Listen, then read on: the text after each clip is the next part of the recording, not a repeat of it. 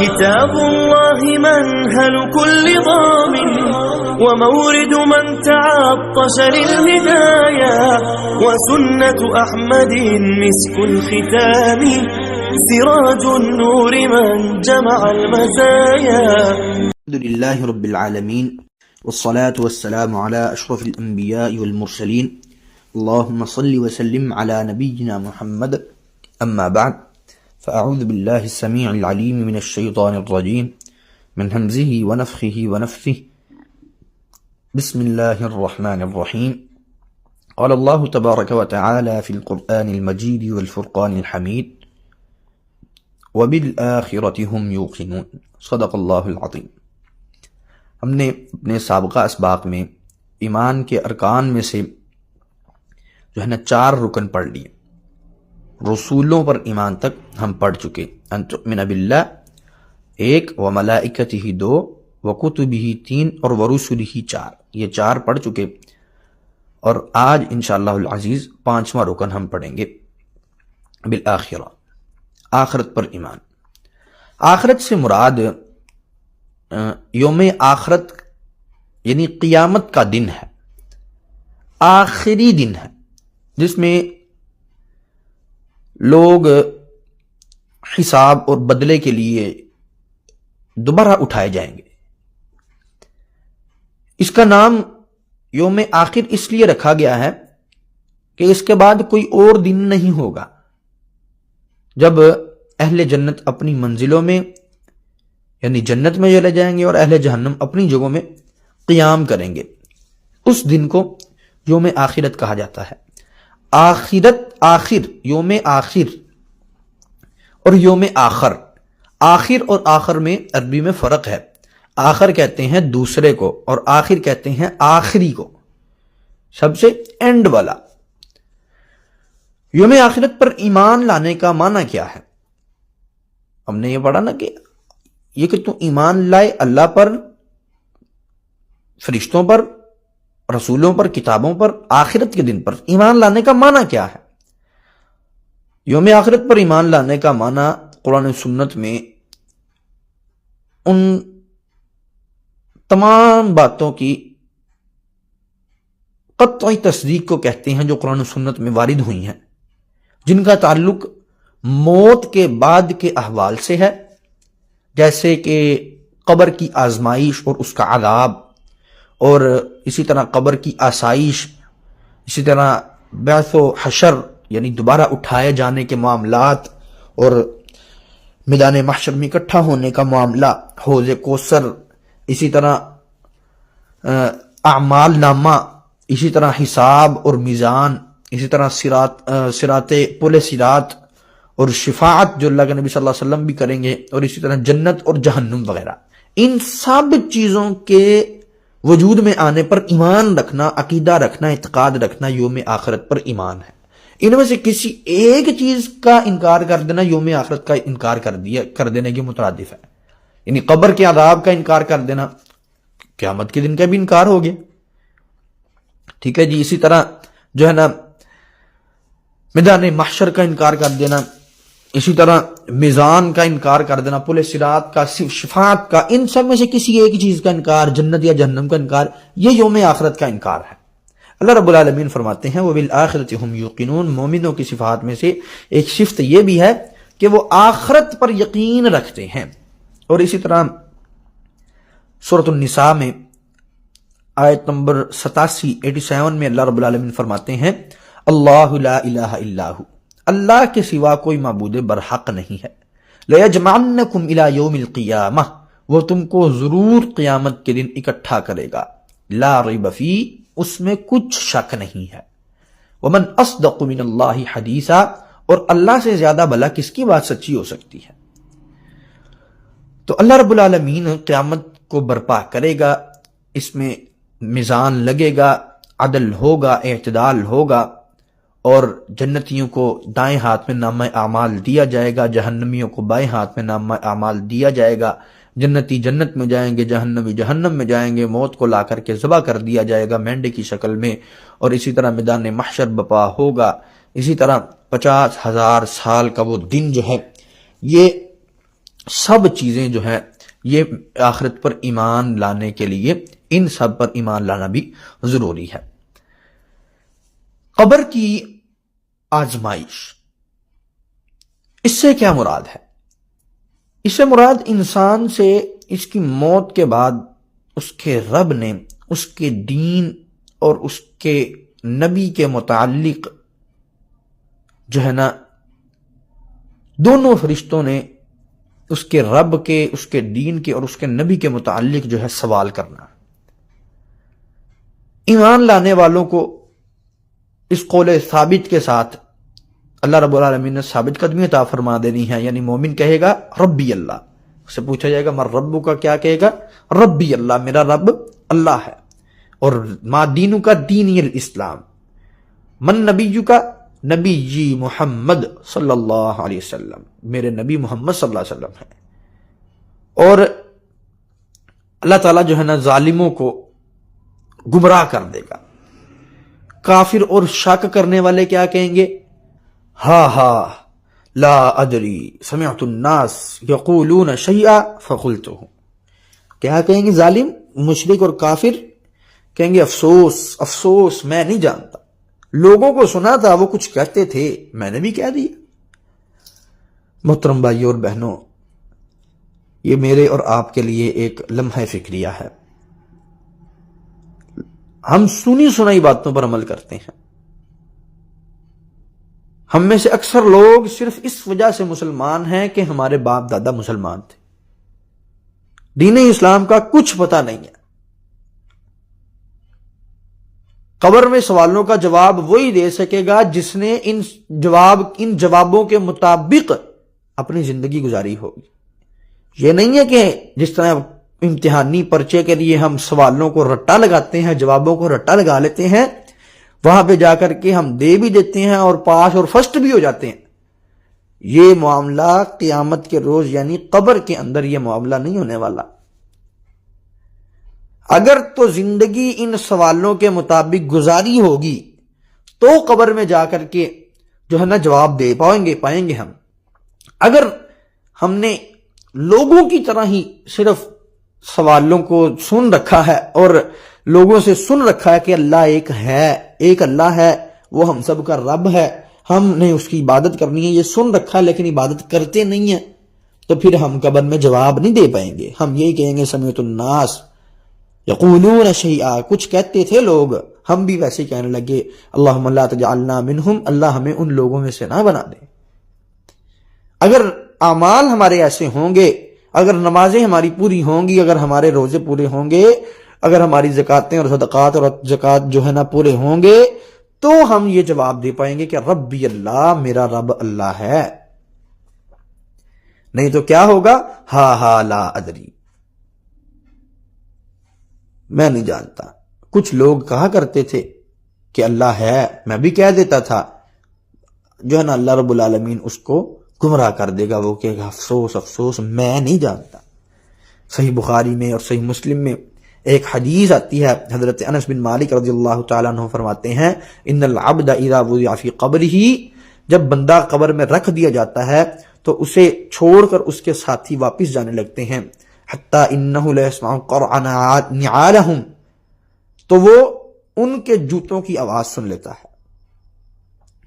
تو اس کے پاس دو فرشتے آتے ہیں، اسے بٹھاتے ہیں، اتاہ ملکان، دو فرشتے آتے ہیں، اسے بٹھاتے ہیں، فیقولان، دونوں کہتے ہیں، ما کنت تقول فی ھذا الرجل لمحمد صلی اللہ علیہ وسلم، کہتے ہیں تم اس آدمی یعنی محمد صلی اللہ علیہ وسلم کے متعلق کیا جانتے ہو یا کیا کہتے ہو یا کیا کہتے تھے؟ فاما المؤمن فیقول اشہد انہ عبد اللہ ورسولہ، جو مومن ہوگا وہ کیا کہے گا کہ میں شہادت دیتا ہوں کہ یہ اللہ کے بندے اور اس کے رسول ہیں۔ فیقال انظر الی مقعدک من النار، تو اسے کہا جائے گا دیکھ اپنے اس گھر کی طرف دیکھ جو جہنم میں تیرا گھر تھا، اسے جہنم میں اس کا مقام دکھایا جائے گا کہ اللہ نے اس کے بدلے جنت میں تمہیں جگہ دے دی ہے۔ اور رسول اللہ صلی اللہ علیہ وسلم فرماتے ہیں کہ دونوں جگہوں کو دیکھے گا وہ انسان، اور منافق اور کافر سے کہا جائے گا تم اس آدمی کے متعلق کیا کہتے تھے؟ وہ کہے گا میں نہیں جانتا، جو لوگ کہتے تھے وہی میں کہہ دیتا تھا۔ تو کہا جائے گا تو نے نہ خود سمجھا اور نہ قرآن پڑھا۔ پھر لوہے کے ہتھوڑے سے اس کے دونوں کانوں کے درمیان مارا جائے گا، جس سے وہ زوردار چیخ مارے گا جسے انسان اور جن کے سوا اس کے قریب کی ساری مخلوق سن لے گی۔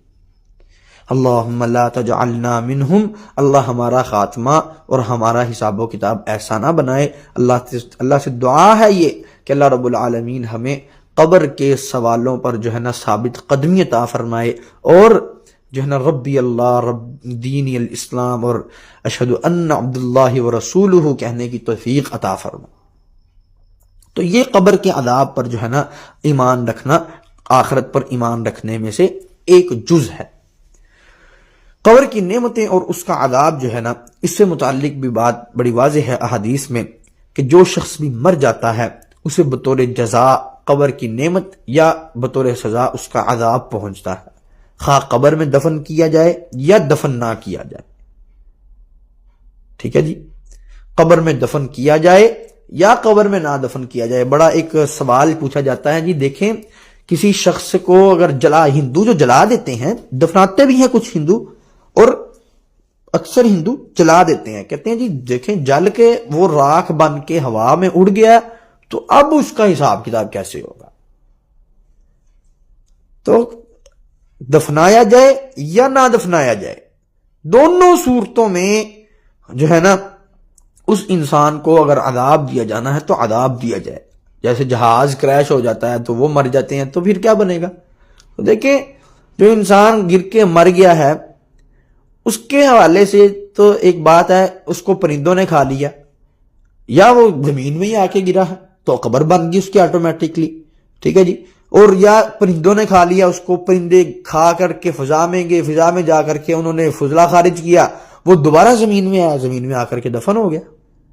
تو کسی نہ کسی طریقے سے انسان زمین میں ہی جاتا ہے، جہاں پر بھی وہ ہو، وہ دفن ہو یا نہ ہو، پانی میں گر کے مر جائے، وہ جو ہے جہاز سے گر کر کے مر جائے، یا جو ہے کسی بھی طریقے سے مر جائے، دفنایا جائے یا نہ دفنایا جائے، ہر صورت میں اس کے ساتھ ہی حساب و کتاب والا معاملہ ہوگا۔ تو جو ہے نا ایک بنی اسرائیل میں سے ایک شخص، بخاری مسلم میں حدیث آتی ہے، بنی اسرائیل میں سے ایک شخص تھا، وہ جو ہے نا مرنے سے پہلے جو ہے نا اس نے اپنے بیٹوں کو کہا کہ مجھے جلا دیا جائے، اس کو جلا دیا گیا، اللہ نے اس کو اکٹھا کر لیا، ساری ہوئی ہڈیوں کو حکم دیا، گوشت کو حکم دیا تو وہ اکٹھا ہو گیا، اللہ نے اس کو اپنے پاس بلا لیا اور اپنے سامنے کھڑا کر لیا اور پوچھا تو نے ایسا کیوں کیا؟ اس نے کہا اللہ، اچھا اس نے اپنے بیٹوں کو کہا تھا کہ نا میں فوت ہو جاؤں تو مجھے جلا دینا، مجھے جلا کر کے جو ہے نا میری راکھ اڑا دینا، مجھے دفنانا نہ۔ ایسا ہی کیا گیا، اللہ نے اس کو اکٹھا کر لیا، اللہ نے کہا جی بتا بھائی تو نے ایسا کیوں کیا؟ اس نے اللہ کو کہا ہے اللہ جو ہے نا میں تیرے عذاب سے ڈر گیا تھا، میں تیرے عذاب سے ڈر گیا تھا، تو اللہ رب العالمین نے اس کو معاف کر دیا۔ تو اللہ علیہ السلام نے منع فرمایا کہ ہم نے ایسا نہیں کرنا، اللہ نے اس کو معاف کر دیا تھا، ٹھیک ہے جی۔ تو اللہ رب العالمین راکھ کو بھی اکٹھا کر کے اس سے جو ہے نا انسان کی شکل دے کر کے اس سے حساب و کتاب کر سکتے ہیں، یہ اللہ رب العالمین اس چیز پر قادر ہے۔ عذاب قبر کی جو دلیل ہے، ہم ہر نماز کے آخر میں جو ہے اس سے پناہ مانگتے ہیں۔ صحیح مسلم کی حدیث، اللہم انی اعوذ بک من عذاب جہنم واعوذ بک من عذاب القبر واعوذ بک من فتنۃ المحیا والممات واعوذ بک من فتنۃ المسیح الدجال۔ اس میں اللہ کے نبی صلی اللہ علیہ وسلم نے حکم فرمایا کہ عذاب قبر سے پناہ مانگنے کا حکم دیا اللہ کے نبی صلی اللہ علیہ وسلم نے۔ اور اسی طرح قبر کی نعمت کی دلیل جو مومن کے متعلق جب وہ اپنی قبر میں دونوں فرشتوں کو جواب دے چکے گا تو اس کی دلیل کیا ہے؟ نبی صلی اللہ علیہ وسلم نے فرمایا، مسند احمد میں حدیث ہے، ینادی منادی من السماء، ینادی منادی من السماء، آسمان سے ایک ندا کرنے والا پکارے گا، ان صدق عبدی، میرے بندے نے سچ کہا ہے، فافرشوہ من الجنہ، اس کے لیے جنت کا فرش بچھا دیا جائے، والبسوہ من الجنہ، اس کو جنت سے لباس پہنا دیا جائے، وَافْتَحُوا لَهُ بَابًا إِلَى الْجَنَّةِ، اور جنت کی طرف ایک دروازہ کھول دو، فَيَأْتِيهِ مِن رُوحِهَا وَطِيبِهَا، پس اس کے پاس جنت کی ہوا آئے گی اور اس کی خوشبو آئے گی، فَيَأْتِيهِ مِنْ رَوْحِهَا وَطِيبِهَا وَيَفْسَحُ لَهُ فِي قَبْرِهِ، اس کی قبر جو ہے وہ تا حد نگاہ جو ہے نا وہ کشادہ کر دی جائے گی۔ تو یہ قبر کے اندر آسائش و نعمتوں کی دلیل ہے، اور عذاب قبر سے متعلق جو ہم نے نبی صلی اللہ علیہ وسلم کی وہ سکھلائی گئی دعا جو ہے وہ بطور دلیل آپ احباب کے سامنے ہم نے پیش کی ہے۔ تو یہ قبر پر، عذاب قبر پر اور آسائش قبر پر یہ ایمان رکھنا بھی جو ہے نا یہ آخرت پر ایمان رکھنے کے مترادف ہے۔ جو عذاب قبر اور آسائش قبر کا حساب و کتاب کا انکار کرتا ہے گویا کہ وہ انڈائریکٹلی یوم آخرت کا انکار کر رہا ہے۔ تو یہ عذاب قبر کے منکرین دنیا میں موجود ہیں، ہمارے پاکستان میں موجود ہیں، ہندوستان میں موجود ہیں۔ یہ جو ہے نا ایک فتنہ یہ بھی بہت پروان چڑھ چکا ہے، جو کہتے ہیں کہ عذاب قبر نہیں ہوگا، جبکہ نبی صلی اللہ علیہ وسلم سے واضح موجود ہے کہ عذاب قبر بھی اپنا وجود رکھتا ہے اور آسائش قبر بھی اپنا وجود رکھتی ہیں۔ تو یہ تھی کچھ گزارشات ہماری یوم آخرت پر ایمان کے حوالے سے۔ اب ہمارا جو اضافی سبق ہوتا ہے اس کا عنوان یہ ہے کہ دعاؤں میں انبیاء اولیاء کا وسیلہ ڈالنا کیسا ہے۔ دیکھیں، دعاؤں میں نبیوں اور ولیوں کا وسیلہ اس لیے ڈالنا کہ وہ ہمیں اللہ کے قریب کر دیں گے، یا پھر وہ اللہ کے سامنے ہماری سفارش کر دیں گے، یہ ایک مشرکانہ عقیدہ ہے۔ وسیلے سے متعلق ایک بات ہمیشہ یاد رکھیں کہ وسیلہ ایک جائز امر ہے، دعا میں وسیلہ ایک جائز امر ہے، لیکن قرآن و سنت سے صرف 3 طرح کا وسیلہ جو ہے نا وہ منقول ہے۔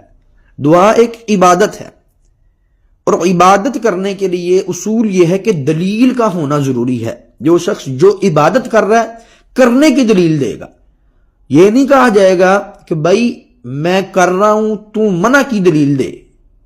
عبادت، یہ کلیہ قاعدہ ہمیشہ یاد رکھیں کہ عبادات میں کرنے کی دلیل ہونی چاہیے اور معمولات میں نہ کرنے کی دلیل ہونی چاہیے، یعنی عبادات میں حلت کی دلیل، حلال ہونے کی دلیل، اور معمولات میں حرمت کی دلیل ہو، معقولات میں حرمت کی دلیل ہو۔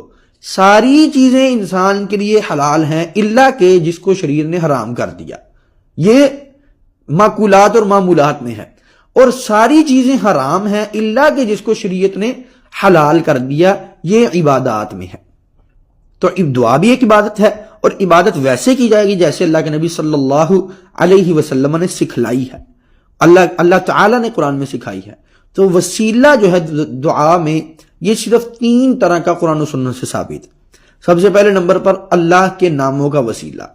اللہ تعالیٰ قرآن مجید میں ارشاد فرماتے ہیں وَلِلَّهِ الْأَسْمَاءُ الْحُسْنَى فَادْعُوهُ بِهَا، اللہ کے اچھے اچھے نام ہیں بس تم ان ناموں کے ذریعے اللہ کو پکارو۔ تو پہلے نمبر پہ اللہ کے ناموں کا وسیلہ۔ دوسرے نمبر پر اپنے نیک اعمال کا وسیلہ، اپنے نیک اعمال کا واسطہ۔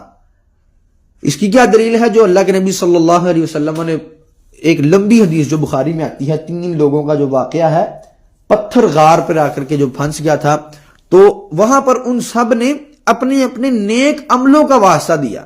ایک نے کہا یا اللہ میں اپنے والدین کی خدمت کرتا ہوں، ایک نے کہا میں نے جو ہے نا ہر حالت میں زنا سے توبہ کی رکھی، اور ایسا وقت بھی آ گیا کہ میری اپنی کزن نے میرے ساتھ ایسی حرکت کرنے کی کوشش کی، اللہ میں تیرے ڈر کی وجہ سے جو ہے نا میں نے اس کو چھوڑ دیا، جو ہے نا میں نے اس کے ساتھ یہ کرنے کی کوشش کی، اس نے مجھے تیرا خوف دلایا، اے اللہ میں نے تیرے ڈر کی وجہ سے چھوڑ دیا۔ اور ایک نے کہا کہ اے اللہ گائیں اور بھینسیں تھیں، میں نے مزدور کی مزدوری سے وہ اتنا مال بنایا تھا، وہ میرے پاس آیا، میں نے سارا کچھ اس کو دے دیا۔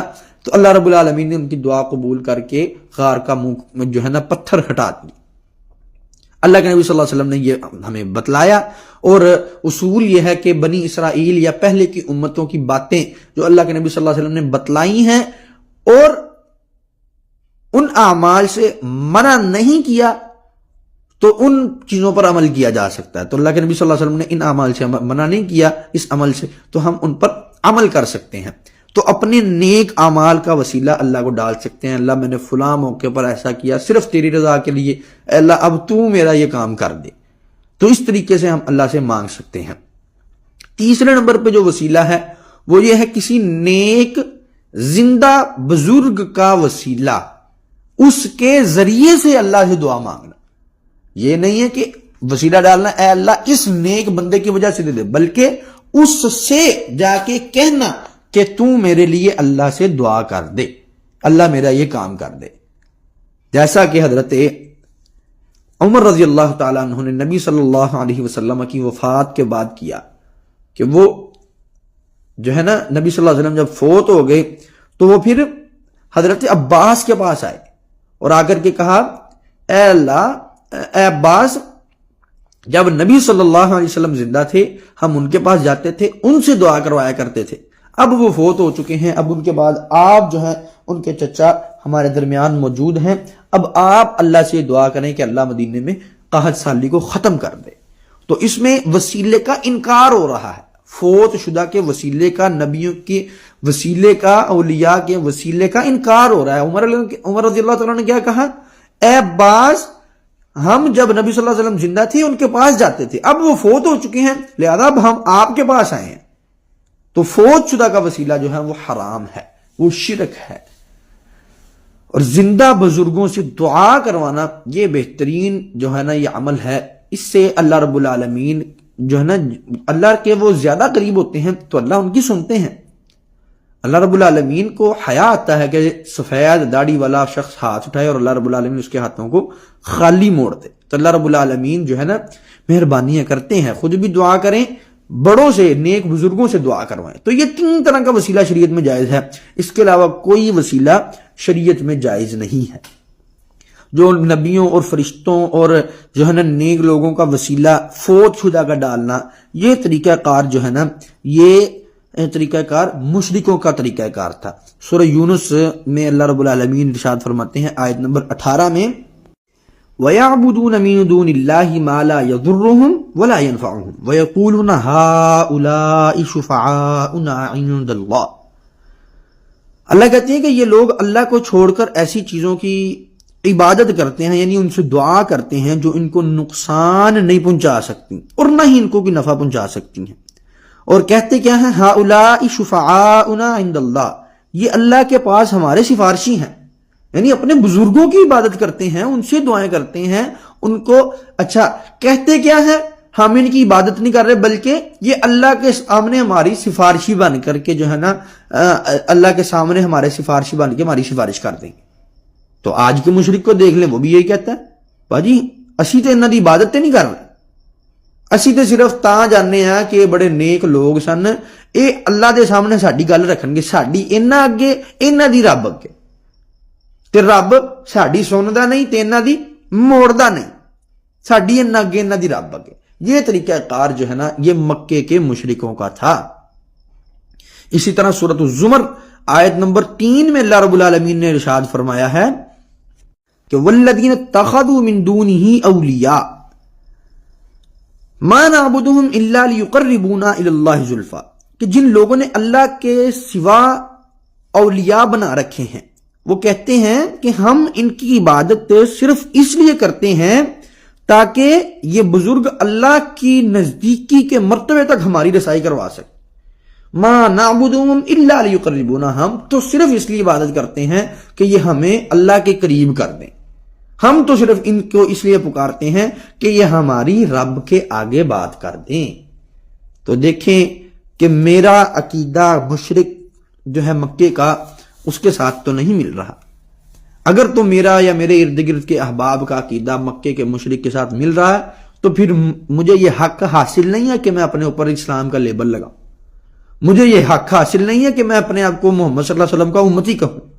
مجھے یہ حق حاصل نہیں ہے کہ میں اپنے آپ کو مومن کہوں اور جنت کا حقدار سمجھوں.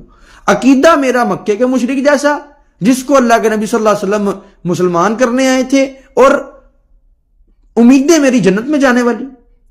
اگر تو یہ عقیدہ میرا اور میرے احباب کا ہے تو مجھے اور اپنے احباب کو جو ہے نا اس عقیدے کے قائلین اور فائلین کو اس بات پر غور کرنا چاہیے کہ کیا میں مسلمان ہوں کہ نہیں ہوں، اور اگر میرا عقیدہ نہیں ہے تو پھر مجھے اللہ کا شکر ادا کرنا چاہیے اور اللہ رب العالمین سے دعا کرنی چاہیے کہ اللہ مجھے عقیدہ توحید پر ہی زندہ رکھے اور قائم و دائم رکھے، اور اللہ مجھے اس عقیدے کے مطابق لوگوں کے عقائد کی اصلاح کرنے کی توفیق بھی عطا فرما دے۔ اقول قولی ھذا استغفر اللہ لی ولکم ولسائر المسلمین وآخر دعوانا ان الحمد للہ رب العالمین۔ كتاب الله منهل كل ضامن ومورد من تعطش للهدايا، وسنة أحمد مسك الختام سراج النور من جمع المزايا.